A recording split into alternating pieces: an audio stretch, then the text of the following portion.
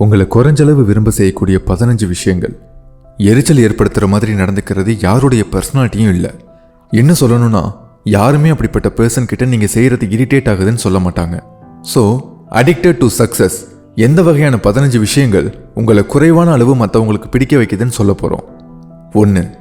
எல்லா கான்வர்சேஷன்லையும் உங்களை சுற்றி இருக்கிற மாதிரி செய்கிறது. ஒரு சில பர்சன்ஸ் தங்களை பற்றிய விஷயத்த மட்டும் பேசுவாங்க, வேற எதை பற்றி பேசுறதுலையும் இன்ட்ரெஸ்ட் காட்ட மாட்டாங்க. அந்த மாதிரியான பர்சன்ஸை நார்சிசிஸ்ட்னு சொல்லலாம்.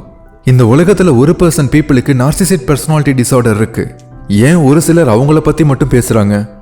ஆரம்பத்தில் தன்னை பற்றி மட்டுமே பேசும்போது யாரும் அவங்களோட பேச்சையோ பிஹேவியரையோ ஸ்டாப் பண்ண சொல்ல மாட்டாங்க. ஃபியூச்சரில் அந்த பிஹேவியர் தான் அப்படியே கண்டினியூ ஆகுது. இந்த பிஹேவியர்னால நிறைய நபர்களுக்கு உங்களை பிடிக்காம போகிறதுக்கு கூட வாய்ப்பு இருக்கு. 2. மற்ற பர்சன்ஸ் மேலே அட்வான்டேஜஸ் எடுத்துக்கிறது. அட்வான்டேஜஸ் எடுத்துக்கிறதுங்கிறது ஜெலஸாக இருக்கலாம், அல்லது மற்றவங்கள செக்யூர் பண்ணுறதா இருக்கலாம். ஆனால் அட்வான்டேஜஸ் எடுத்துக்கிறது யாருமே விரும்பாத ஒரு விஷயம். ஏதோ ஒரு சோசியல் கேதரிங்கில் மற்றவங்க மேலே அட்வான்டேஜஸ் எடுத்துக்கிற மாதிரி நீங்கள் செஞ்சீங்கன்னா மற்றவங்களுக்கு உங்களை பிடிக்காமல் இருக்கிறதுக்கு நிறைய சான்ஸ் இருக்கு.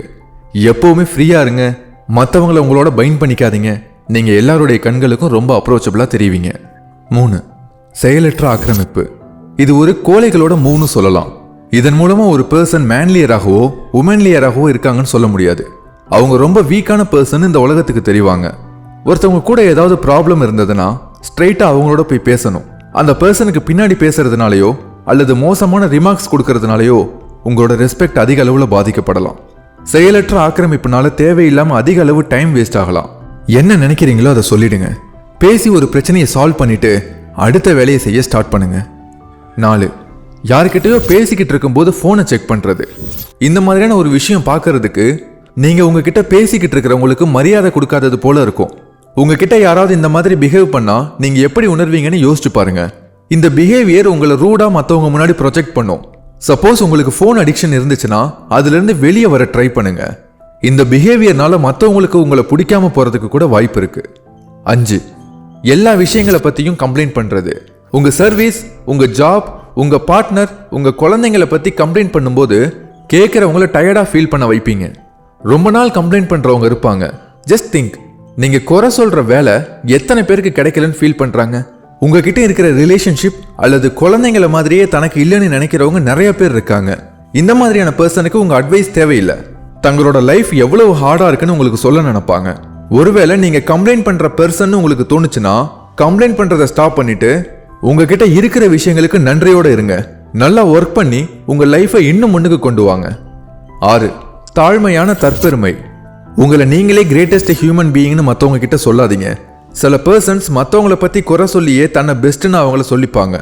இதெல்லாம் கேட்குறவங்களுக்கு அவ்வளோவா கம்ஃபர்டபுளாக இருக்காது. இதுவும் ஒரு காரணமாக இருக்கு மற்றவங்களுக்கு உங்களை குறைவாக பிடிக்கிறதுக்கு. 7. உங்களால் யாரை பற்றியும் நல்ல விஷயத்த சொல்லவோ பார்க்கவோ முடியாமல் இருக்கலாம். ஏன் ஒரு சிலரால் மட்டும் மற்றவங்க கிட்ட இருக்கிற நல்ல விஷயத்த பார்க்க முடியலன்னு consciousthinker.comனு ஒரு ரிசர்ச் பண்ணியிருக்காங்க. 1. தங்களை பெட்டர்னு ஃபீல் பண்ணிக்கிறதுக்காக. 2. மற்றவங்க மேலே ஜலஸாக இருக்கிறதுனால. 3. தாங்களை ரொம்ப இம்பார்ட்டன்ட்னு ஃபீல் பண்ணணுங்கிறதுக்காக. 4. மற்ற பீப்புள் தன்னை அதிகமாக விரும்பணுங்கிறதுக்காக. 5. பல பேர்கிட்ட இருந்து அட்டென்ஷன் வாங்கிறதுக்காக. பட் ஆனால் இதுக்கு ஆப்போசிட்டாக அவங்க ஃபீல் பண்ணுவாங்க. 1.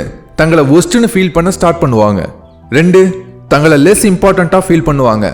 3. இதனால பீப்புள் உங்களை அதிகமாக விரும்ப மாட்டாங்க. ஸோ நீங்களும் கண்ட்ரோலை லாஸ் பண்ணிடுவீங்க. அதனால நீங்கள் எப்போ யாருக்கிட்ட நல்ல விஷயத்த பார்த்தாலும் அதை ஓப்பனாக சொல்லிடுங்க. அது உங்களுக்கு ரொம்ப பெரிய கான்ஃபிடென்ட்டை தரும். 8. நீங்கள் மற்றவங்களை பற்றி தெரிஞ்சுக்கிறதுக்கு கொஸ்டின் கேட்க எஃபர்ட் எடுக்காமல் இருக்கிறது. ஒரு கான்வர்சேஷனில் அதர் பர்சன் மட்டும் கொஸ்டின் கேட்டால் போதும்னு நினைக்கக்கூடாது. நீங்களே சில கொஸ்டின்ஸ் கேட்கலாம். இன்னும் சொல்லணும்னா கான்வர்சேஷனுங்கிறது ஒரு சைக்கிள். 2 பேரோட இன்ட்ராக்ஷன் இருக்கும்போது தான் உங்கள் ஃப்ரெண்ட்ஷிப் ஆர் ரிலேஷன்ஷிப் நெக்ஸ்ட் லெவலுக்கு போகும். இதை உங்களால் மட்டும்தான் சரி செய்ய முடியும்.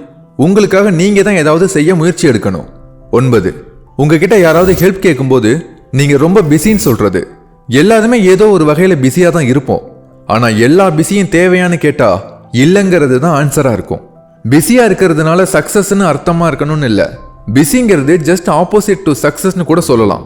நீங்கள் ரொம்ப பிஸியாக இருக்கிறதுனால உங்கள் ஃப்ரெண்ட்ஸோட ஒரு காஃபி ஆர் ஜூஸ் குடிச்சிட்டு கொஞ்ச நேரம் பேசிட்டு ரஷ் பண்ணி ஜாப் செய்கிறது சரியான அப்ரோச்சானு யோசிச்சு பாருங்க.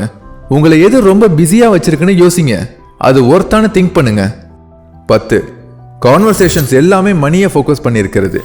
எல்லாருமே எவ்வளவு ஏர்ன் பண்றாங்க, எப்படி வேஸ்ட் பண்றாங்க, அல்லது உங்ககிட்ட மணி இருக்கா, இந்த மாதிரி மணியை பத்தியே பேசுறது. மணி இருந்தாதான் நம்மள இந்த உலகத்துல சர்வே பண்ண முடியும். பட் மணியை தாண்டி ஒரு லைஃப் இருக்கு. மற்றவங்க எப்படி செலவு செய்யறாங்கிறது உங்க வேலை இல்லை, அது உங்க பிசினஸும் இல்லை. 3 விஷயத்தை நீங்க எப்பவுமே பிரைவேட்டா வச்சுக்கணும். 1 உங்க காதல் வாழ்க்கை, 2 உங்க இன்கம், 3 உங்க அடுத்த நடவடிக்கை. 11 கால தாமதம். ஒரு இடத்துக்கு லேட்டா போறதுங்கிறது ஒரு பெரிய டிஸ்ரெஸ்பெக்டான விஷயம். நீங்க லேட்டா போறதுனால அடுத்த பர்சனுக்கு அவங்க டைமை விட உங்களோட டைம் ரொம்ப இம்பார்ட்டன்ட் சொல்றீங்க. இதனால நீங்க மீட்டிங்கோட இம்பார்ட்டன்ட் பார்ட்டை மிஸ் பண்ண சான்ஸ் இருக்கு.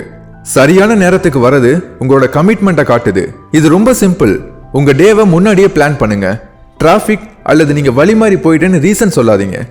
ஏன்னா உங்க மொபைல் போன்லயே நிறைய ஆப் இருக்கு, ஷார்ட்கட் ரூட்டை சொல்றதுக்கும் நீங்க போற இடத்துக்கு தேவைப்படுற நேரத்தை சொல்றதுக்கும். 12 நீங்க பெரிய காசிப் பண்றவங்களா இருந்தீங்கன்னா இன்னும் கூட நிறைய பீப்புள் காசிப் பண்ணிட்டு தான் இருக்காங்க.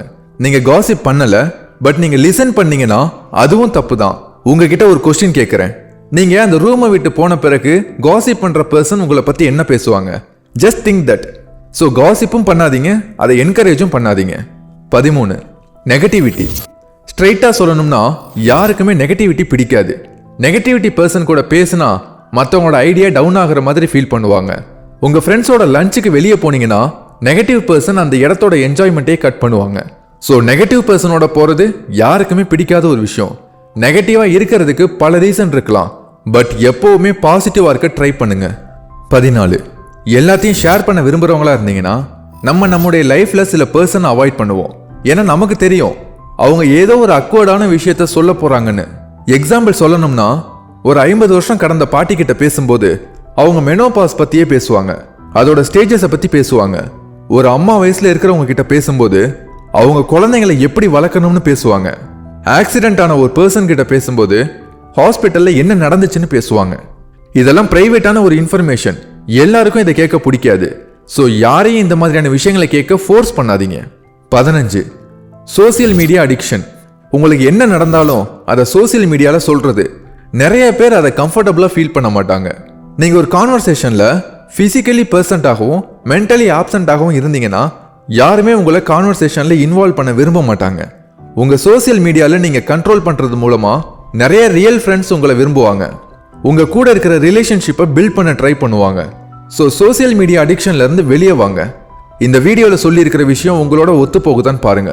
உங்ககிட்ட இன்னும் எதெல்லாம் சரி செய்ய வேண்டிய ஹேபிட்னு யோசிச்சு உங்க வாழ்க்கையில முன்னுக்கு கொண்டு போங்க.